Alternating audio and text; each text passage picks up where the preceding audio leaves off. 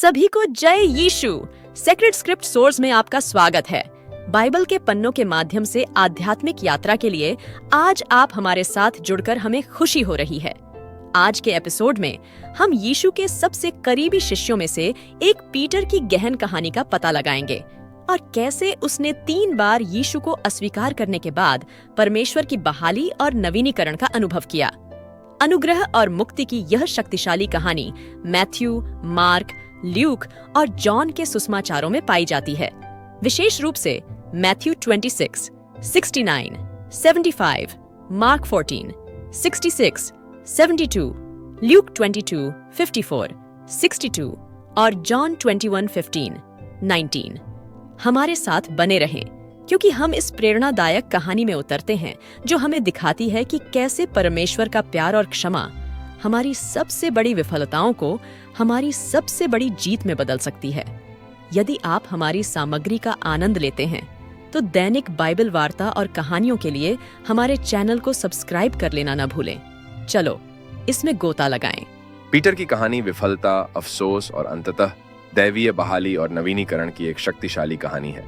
यह हमें याद दिलाता है कि चाहे हम कितनी भी दूर भटक जाएं, ईश्वर की कृपा हमेशा पहुंच के भीतर है। इसे चित्रित करें। यह यरूशलेम में एक ठंडी शाम है। माहौल तनावपूर्ण है। रात होते होते छाया लंबी हो जाती है। यीशु को गिरफ्तार कर लिया गया है और उसके शिष्य तितर-बितर हो गए हैं, भयभीत हैं और अनिश्चित हैं कि आगे क्या होगा। उनमें पीटर भी शामिल है, जो पेशे से मछुआरा है, जिसने कुछ ही घंटे पहले साहसपूर्वक यीशु के प्रति अपनी अटूट वफादारी की घोषणा की थी। उन्होंने घोषणा की थी, भले ही आपकी वजह से सब लोग बर्बाद हो जाएं, मैं कभी नहीं गिरूंगा। यीशु ने ज्ञानपूर्ण दृष्टि से उत्तर दिया था, आज ही रात मुर्गे के बांग देने से पहले तुम 3 बार मेरा इनकार करोगे। महायाजक के आंगन की ओर तेजी से आगे बढ़े। पीटर एक सुरक्षित दूरी बनाए रखते हुए उस जुलूस का अनुसरण करता है जिसने यीशु को हिरासत में ले लिया है। वह भीड़ में घुल मिल जाता है, खुद को आग से गर्म कर लेता है, चिंतित हो जाता है और भय तथा अनिश्चितता से परेशान हो जाता है। यहीं पर उसकी वफादारी की परीक्षा होती है। एक नौकरानी उसके पास आती है। पहचानने में उसकी आंखें सिकुड़ जाती हैं। वह कहती हैं, आप भी गलील के यीशु के साथ थे। पीटर का दिल जोरों से धड़कने लगा। भय उसे जकड़ लेता है। मुझे नहीं पता कि आप किस बारे में बात कर रहे हैं। वह आग से दूर हटते हुए छाया में घुलने मिलने की कोशिश करते हुए जवाब देता है, लेकिन इसका कोई फायदा नहीं है। एक और दासी उसे देखकर आसपास खड़े लोगों से कहती है, यह व्यक्ति यीशु नासरत के साथ था। पीटर भीड़ की निगाहों को अपनी ओर महसूस करते हुए इस बार फिर से इनकार करता है, इस बार शपथ के साथ, मैं उस आदमी को नहीं जानता। कुछ क्षण बाद पास खड़े लोग पीटर के पास आए। निश्चय तुम उनमें से एक हो, आपका उच्चारण आपको धोखा दे देता है। दहशत फैल जाती है। पतरस गाली देना और कसम खाना शुरू कर देता है। यीशु के साथ किसी भी संबंध से इनकार करता है। मैं उस आदमी को नहीं जानता। तुरंत एक मुर्गे ने बांग दी और उसकी ध्वनि से रात का भेदन हो गया। पतरस को यीशु के शब्द याद आते हैं और उसका दिल टूट जाता है। वह बाहर जाता है और फूट फूट कर रोने लगता है। पीटर का इनकार गहन विफलता का क्षण है। यहाँ एक आदमी है जो पानी पर चला था, चमत्कार देखा था और यीशु को मसीहा घोषित किया था। फिर भी डर के एक क्षण में उसने अपने प्रभु का इनकार कर दिया। लेकिन पीटर की कहानी आंगन में खत्म नहीं होती। टूटने का यह क्षण उसकी पुनर्स्थापना का निर्णायक मोड़ बन जाता है। यीशु के क्रूस पर चढ़ने और पुनरुत्थान के बाद हम पतरस को वहीं पाते हैं जहां से यह सब शुरू हुआ था, गलील सागर के किनारे। वह जो जानता है उस पर लौटता है, मछली पकड़ना। लेकिन यह रात उसकी आत्मा की तरह खाली है। अपने प्रयासों के बावजूद वह कुछ भी नहीं पकड़ पाता है। जैसे ही भोर होती है, किनारे पर एक आकृति दिखाई देती है। दोस्तों, क्या आपके पास कोई मछली नहीं है? आदमी पुकारता है। नहीं, वे उत्तर देते हैं। वह कहते हैं, नाव के दाहिनी ओर अपना जाल फेंको और तुम्हें कुछ मिल जाएगा। वे वैसा ही करते हैं जैसा वह कहता है और उनके जाल इतने भरे हुए हैं कि वे उन्हें खींच नहीं सकते। जॉन, वह शिष्य जिससे यीशु प्रेम करते थे, उस व्यक्ति को पहचानता है। यह प्रभु है, वह चिल्लाता है। पीटर, जो हमेशा उतावला रहता है, पानी में गोता लगाता है और तैरकर किनारे पर आ जाता है और दूसरों को पीछे बहते जाल को खींचने के लिए छोड़ देता है। किनारे पर वे यीशु को प्रतीक्षा करते हुए पाते हैं। आग जल रही है, मछलियां पक रही हैं और रोटी तैयार है। वह उनसे कहता है, जो मछलियां आपने अभी पकड़ी हैं उनमें से कुछ ले आओ। पीटर योगदान देने के लिए उत्सुक होकर जाल को किनारे खींच लाता है। वे बैठते हैं और खाते हैं। यीशु एक बार फिर उनके साथ रोटी तोड़ते हैं, जैसे उन्होंने आखिरी भोज में किया था।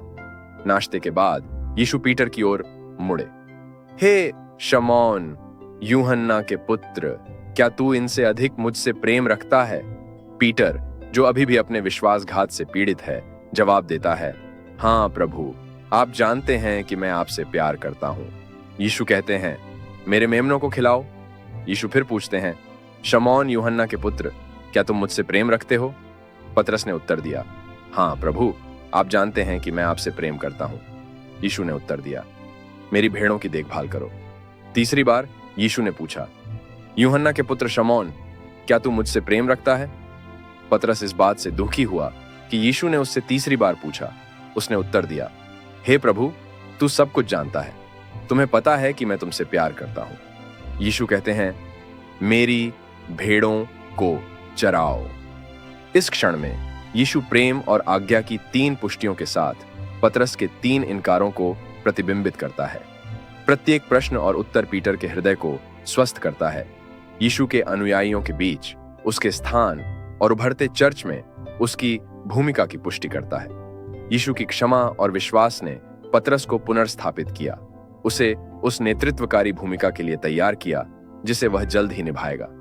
पीटर, जो अब यीशु की क्षमा से नवीनीकृत और साहसी हो गया है, इस मुठभेड़ से एक बदले हुए व्यक्ति के रूप में उभरता है। पवित्र आत्मा की आग, जो जल्द ही पेंटेकोस्ट पर उतरेगी, इस परिवर्तन को प्रज्वलित करेगी। पीटर को एक ऐसे नेता के रूप में प्रेरित करेगी जिसका प्रभाव पूरे उभरते ईसाई समुदाय और उससे परे महसूस किया जाएगा। यीशु के पुनरुत्थान के 50 दिन बाद पेंटेकोस्ट आता है। पतरस सहित सभी शिष्य यीशु के निर्देशानुसार प्रतीक्षा करते हुए एक स्थान पर एकत्र हुए हैं। अचानक तेज हवा जैसी आवाज घर में भर जाती है और आग की लपटें उनमें से प्रत्येक पर टिक जाती हैं। वे पवित्र आत्मा से भर जाते हैं और जैसे ही आत्मा उन्हें सक्षम बनाता है, विभिन्न भाषाओं में बोलना शुरू कर देते हैं। ये शोर हर देश से धर्मनिष्ठ यहूदियों की भीड़ को अपनी ओर खींचता है, जो इन गैलीलियों द्वारा बोली जाने वाली अपनी भाषाओं को सुनकर हतप्रभ हो जाते हैं। पीटर ने उस क्षण का लाभ उठाया। वह आदमी जो कभी डर के मारे सहम गया था, अब साहसपूर्वक भीड़ के सामने खड़ा है। वह अपनी आवाज उठाते हैं और उन्हें संबोधित करते हैं, हे यहूदी भाइयों और तुम सब जो यरूशलेम में रहते हो, मैं तुम्हें यह समझाता हूं, मैं जो कहता हूं उसे ध्यान से सुनो। वह विश्वास के साथ बोलता है, भविष्यवक्ता जोएल को उद्धृत करता है और नासरत के यीशु के माध्यम से परमेश्वर के शक्तिशाली कार्यों का वर्णन करता है। वह कठिन सच्चाइयों से नहीं कतराते, ये घोषणा करते हुए कि यीशु, जिन्हें उन्होंने क्रूस पर चढ़ाया, प्रभु और मसीहा दोनों हैं। पतरस के शब्द उसके श्रोताओं के दिलों को छू जाते हैं। वे पूछते हैं, भाइयों, हम क्या करें? पतरस ने उत्तर दिया, पश्चाताप करो और तुम में से हर एक अपने पापों की क्षमा के लिए यीशु मसीह के नाम पर बपतिस्मा ले और तुम्हें पवित्र आत्मा का उपहार मिलेगा। उस दिन लगभग 3000 लोगों को बपतिस्मा दिया जाता है और उनकी संख्या में जोड़ा जाता है। प्रारंभिक चर्च में पीटर का नेतृत्व लगातार बढ़ रहा है। वह और जॉन ब्यूटीफुल नामक मंदिर के द्वार पर जन्म से लंगड़े एक व्यक्ति को ठीक करते हैं। वह आदमी अपने पैरों पर खड़ा होता है, चलता है और कूदता है और परमेश्वर की स्तुति करता है। भीड़ खींचता है। पतरस ने उन्हें संबोधित किया, परमेश्वर की महिमा की और पश्चाताप का उपदेश दिया। अधिकारियों ने पीटर और जॉन को गिरफ्तार कर लिया, लेकिन उनकी निर्भीकता और निर्विवाद चमत्कार ने महासभा को हैरान कर दिया। पतरस ने घोषणा की, मुक्ति किसी और में नहीं मिलती, क्योंकि स्वर्ग के नीचे मानव जाति को कोई दूसरा नाम नहीं दिया गया है जिसके द्वारा हम बच सकें। धमकियों के बावजूद पीटर और जॉन ने प्रचार करना जारी रखा। उनका साहस और उनके संदेश की शक्ति अधिक लोगों को विश्वास में लाती है, लेकिन उन्हें बढ़ते विरोध का भी सामना करना पड़ता है। पीटर अविचल विश्वासियों के बढ़ते समुदाय का नेतृत्व और मार्गदर्शन करना जारी रखता है। उनकी यात्रा आगे की चुनौतियों से रहित नहीं है, लेकिन प्रत्येक बाधा उनके संकल्प को मजबूत करती है और उनके विश्वास को गहरा करती है। पीटर की यात्रा का सबसे मार्मिक क्षण एक दर्शन में आता है। वह झोप्पा में साइमन टार्नर के घर पर रह रहा होता है जब वह अचेतन स्थिति में आ जाता है। वह देखता है कि स्वर्ग से एक चादर उतर रही है जो सभी प्रकार के जानवरों, सरीसृपों और पक्षियों से भरी हुई है। एक आवाज उससे कहती है, उठो पीटर, मारकर खा जाओ। पीटर यहूदी आहार संबंधी कानूनों का पालन करते हुए विरोध करते हुए कहते हैं, निश्चित रूप से नहीं प्रभु, मैंने कभी कोई अपवित्र या अपवित्र वस्तु नहीं खाई है। आवाज जवाब देती है, जिस चीज को परमेश्वर ने शुद्ध किया है उसे अशुद्ध मत कहो। ऐसा 3 बार होता है। फिर चादर को वापस स्वर्ग ले जाया जाता है। पतरस इस दृश्य से तब तक हैरान रह गया जब तक कि एक रोमन सूबेदार कॉर्नेलियस द्वारा भेजे गए लोग नहीं आ गए। कॉर्नेलियस, एक ईश्वर भयभीत गैर यहूदी, को भी एक दर्शन मिला है जिसमें उसे पतरस को बुलाने का निर्देश दिया गया है। जैसे ही पतरस कॉर्नेलियस के घर जाता है, उसकी दृष्टि का अर्थ स्पष्ट हो जाता है। उसे एहसास हुआ कि सुसमाचार सभी लोगों के लिए है, यहूदियों और अन्य जातियों के लिए। जब पतरस कॉर्नेलियस के घर में प्रवेश करता है तो वह घोषणा करता है, मुझे अब एहसास हुआ कि यह कितना सच है कि ईश्वर पक्षपात नहीं दिखाता है, बल्कि हर राष्ट्र से उसे स्वीकार करता है जो उससे डरता है और सही काम करता है। जब पतरस बोलता है तो पवित्र आत्मा उन सभी पर उतरता है जो संदेश सुनते हैं, और पतरस के साथ आए यहूदी विश्वासियों को आश्चर्य होता है कि पवित्र आत्मा का उपहार अन्य जातियों पर भी डाला गया है। इसके बाद पीटर ने कुरनेलियुस और उसके परिवार को बपतिस्मा दिया, जो प्रारंभिक चर्च में एक महत्वपूर्ण मोड़ था, क्योंकि यह स्पष्ट हो गया कि यीशु का संदेश पूरी मानवता के लिए है। पीटर की पुनर्स्थापना और नवीनीकरण की यात्रा सुसमाचार के प्रसार के प्रति उनकी दृढ़ प्रतिबद्धता में समाप्त होती है। कारावास, मारपिटाई और धमकियों के बावजूद वह अपने मिशन पर अटल है। वह विश्वासियों को प्रोत्साहित करने और निर्देश देने के लिए पत्र लिखते हैं।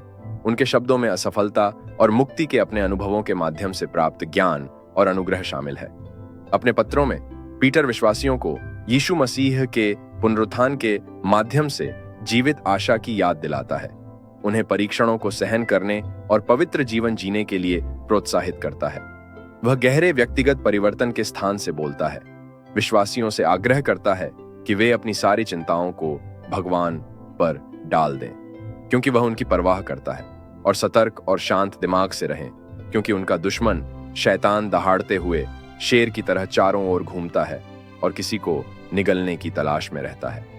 पीटर का जीवन ईश्वर की कृपा की शक्ति और नवीनीकरण की संभावना का एक प्रमाण है। एक मछुआरे से जिसने अपने परमेश्वर को प्रारंभिक चर्च के एक स्तंभ तक अस्वीकार कर दिया था, उसकी यात्रा हमें दिखाती है कि दिव्य क्षमा मिलने पर कोई भी विफलता अंतिम नहीं होती है।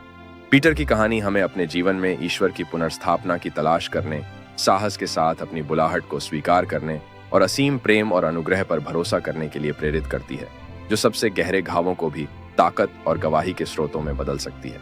जैसे ही हम आज के चिंतन के अंत की ओर बढ़ते हैं, आइए हम पीटर की उल्लेखनीय यात्रा के सार को वास्तव में आत्मसात करने के लिए एक क्षण लें। यह एक ऐसी यात्रा है जो मानवीय कमजोरियों से चिह्नित है, लेकिन दैवीय कृपा से बदल गई है। गलील के तट से लेकर यरूशलेम के हृदय तक, गहन विफलता के क्षणों से लेकर साहसी नेतृत्व के कार्यों तक, पीटर का जीवन एक शक्तिशाली अनुस्मारक है कि हम कभी भी ईश्वर के प्रेम और मुक्ति की पहुंच से परे नहीं हैं। पीटर की कहानी सिर्फ उसकी कहानी नहीं है, यह हम सभी की कहानी है। हम सभी को संदेह, भय और यहाँ तक कि विफलता के क्षणों का सामना करना पड़ता है। फिर भी पीटर की तरह हमें उठने, बहाल होने और उस मिशन को अपनाने का मौका दिया गया है जो परमेश्वर ने हम में से प्रत्येक के लिए रखा है।